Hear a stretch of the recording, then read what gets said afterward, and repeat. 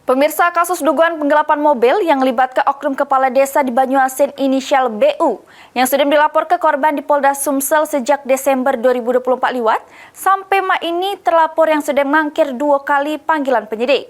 Korban berharap bisa dijemput paksa.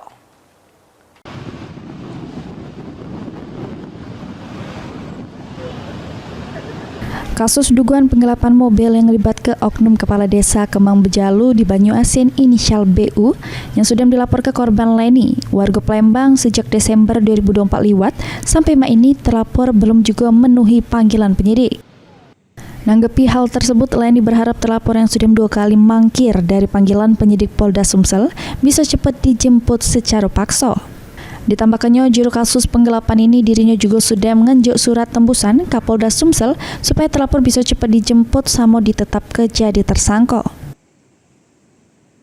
Untuk menindak tegas oknum kades ini dikarenakan diduga telah dipanggil oleh penyidik 2 kali dalam proses penyidikan, akan tetapi dia tidak hadir.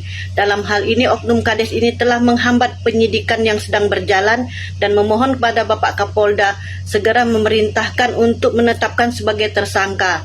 Terima kasih Bapak Kapolda, saya memohon juga memberikan hukuman yang setimpal kepada oknum kades ini karena negara Republik Indonesia ini tidak ada yang merasa kebal hukum. Karena laporan yang sudah dibikin sejak akhir tahun 2024, penyidik juga sudah menerbitkan SP2HP atau naik ke statusnya ke tingkat penyidikan pada April 2025 kemarin. Tim Liputan PAL TV.